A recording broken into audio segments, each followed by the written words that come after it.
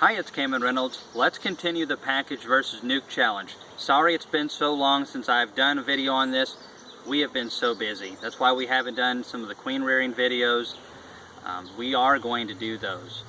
But we've been crazy busy. 100-hour weeks are very normal right now, and they've been multiple back to back, and I just had to take a step away for a second and spend some time with the family. I'm sure y'all understand we all have those points in our lives where we just have to say enough's enough and have a little fun, so I didn't party too hard or anything. I haven't even had a chance to get a haircut or even shave. I look like a caveman. That is actually one of my nicknames, Caveman. Don't start calling me that. Alright, so getting back to the package versus nuke challenge. Everything's growing pretty good. I should have already added the boxes. Let me give you a little bit of a timetable. It is the middle of May.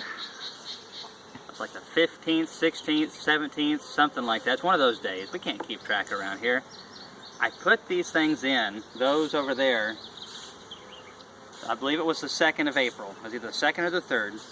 And of course the nukes came quite a bit later. But I checked on this one. The queen did not come back. We've had plenty of time. I usually give cells around 14 days, and it's been that long. So she hasn't come back. There's bees in this that we took from this hive here. We took from this hive here. So we are going to combine those back. Probably not in this video, but all you need to do to combine them back is basically pick whichever colony you like and stick one of these on the ground, or you can even make little ramps that go up to the bottom boards and then just shake them on the ground and make them work their way up into a colony. And that way, you know, they'll be accepted, and any ones that, if maybe they're too old or something, they're not accepted, then the bees will kill the ones they don't like at the door. And I mean, there's not a whole lot you can do about it. If you leave this colony alone, it's just going to perish and get laying workers, and they'll mess up your combs, or small hive beetles will take over, which is what will happen here in Tennessee. But we'll get to that eventually. But a lot of these colonies really need space, and what you're seeing now is small compared to what you're going to be seeing 7-10 days from now, because there's bees hatching out all the time, and they will swarm if we don't give them some space. So let's get to it. We're going to add a lot of boxes today. And I've got a little assistant with me. Come on over here, Kathleen. Okay. So my little assistant over here is going to help me do some work today. She helps me with bee work all the time.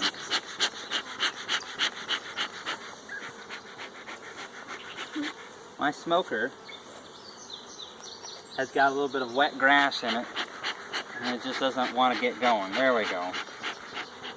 Nice and cool though. Alright, so Kathleen, you're going to help me get some frames when I need them, alright? Okay. So go ahead and grab a couple frames. Okay. And no, I don't need them with the bees. I need foundation frames, the ones that have no bees on them. Okay. So those behind you. Okay. Now, so what we're going to be doing is rotating a few of these in, which some people call it checkerboarding. It's not really what the original meaning of checkerboarding meant. Alright, they're drawing that out really good. This is a perfect frame to stick in the center somewhere, get the bees to draw it out quicker, free up some room for that queen to lay. Oh yeah, this is what we want to see right here. Raising your own stock, or finding those few people that actually sell good queens, is so important. Now, that makes you smile right there. That is a lot of bee power. This is an old comb too, by the way, so for those of you who say that after 2 years bees won't use it for brood, you're insane.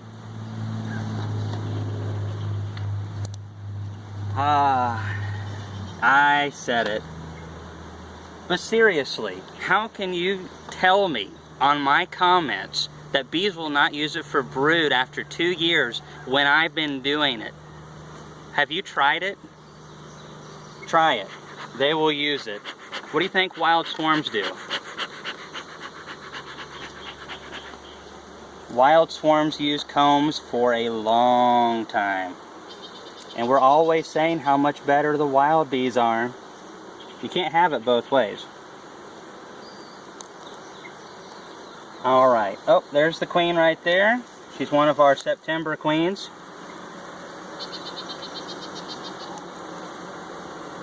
Awesome. Alright. This hive needs more space, so there's a couple things we need to do to get them to draw the combs up in the next box. Thank you, Kathleen. That's all I need for now.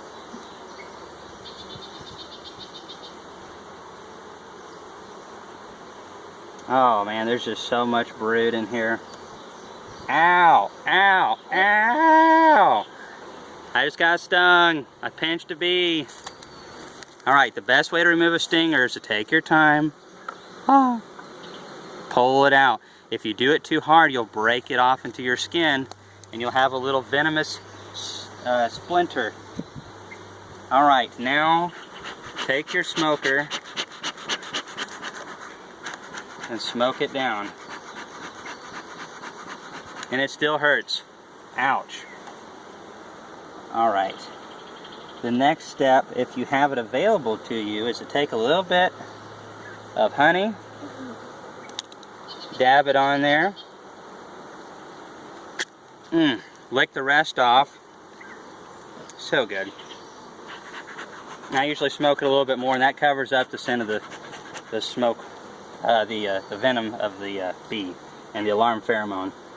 Alright, I think this is going to be a good candidate, and I'm going to tell you why here in a second. Whoop. Alright, there's all kinds of larvae down in there. Man, just more capped brood.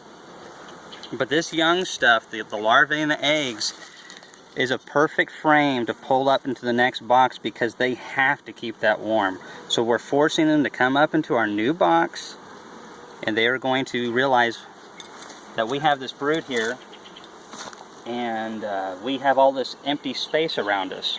So they start drawing combs up there. So let's stick a couple of these in here. Alright, now here's their partially drawn one. Oops, and 3, 8, and here we go. Up. Those bees go over there. Getting ahead of myself. Open up 2 at a time. Alright, now I'm only putting 9 into this one. You can do that. They'll make them a little bit fatter, but that's alright with me.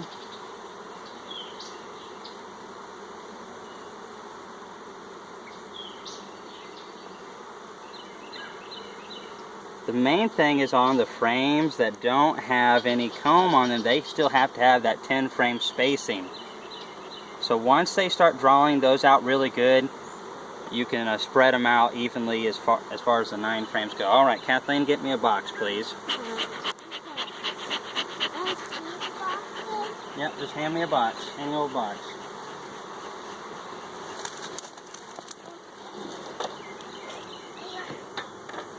Alright. You grab your tool. There you go. Oh, now look at that right there. Bees know where the hive is. They can just smell it.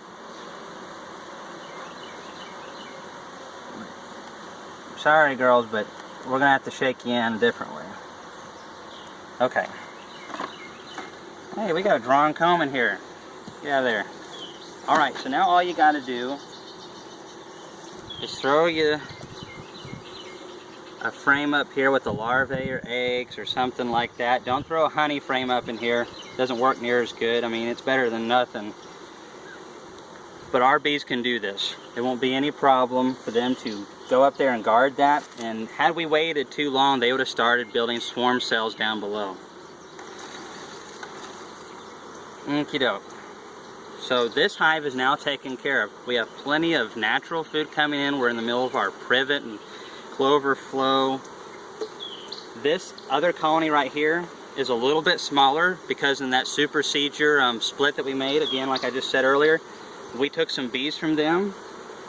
So when we add those bees back later, they'll beef up a little bit more, but they're slightly behind because of that little experiment that we did. You'll be alright. This hive, though, You saw all that capped brood. They are fixing to blow up. You wait just a little bit too long and they're going to start making swarm cells, and it's really hard to get them to fix that. Alright, let's do this one except a lot quicker. Now if you have capped combs,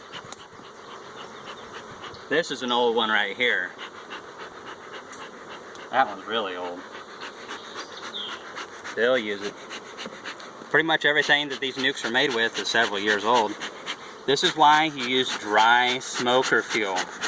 You use that fresh cut green grass and doesn't have enough time to dry. There we go. And it makes it a lot harder.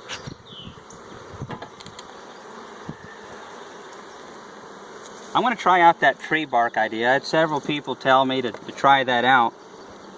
And you know, I'm sure it's going to work. There's a lot of different things you can use for fuels. However, you got to think about how easy it is to source it. If you've got a few hives, it's very different than if you've got a few hundred. And I think we went through about 55 gallons of smoker fuel in the last month and a half. So, you know, raking up some pine needles or some hay or something like that is very different in the time that it takes to gather a bunch of wood or stuff like that. Well, these bees are coming along pretty good as well. There's a lot of larvae in this one, so this will be our bait frame. There's some capped brood as well. Yeah, looking good. Alright, Kathleen, I'm going to need a couple frames in a box. Okay. Thank you. That one's got a lot of capped brood. And as you can see, I'm not going all the way through the colony. I'm not seeing any need to at this point. Try to just, of course, there's no reason you can't do a gentle inspection and go through these colonies. Thank you. Look at all that capped brood. Now see, look here, we got a queen cup here. They make these all the time. It's dry in there. You can see that. The thing of it is, and this is a theory of mine, I don't know if it's fact or not. My opinion is the queens, especially this time of the year when they're being fed copiously, they are laying in any cell they can find, no matter what size or shape. They're just laying. The problem is when they don't need a swarm, they see that as, that's not a drone, that's not a worker, we don't need a queen. I'm pretty sure they cannibalize those, and they just reconsume them for the protein. Again, I don't have any facts behind that, but it makes sense to me that if you're a queen that just, you watch them, sometimes they can't even get to a cell fast enough and they'll drop an egg out.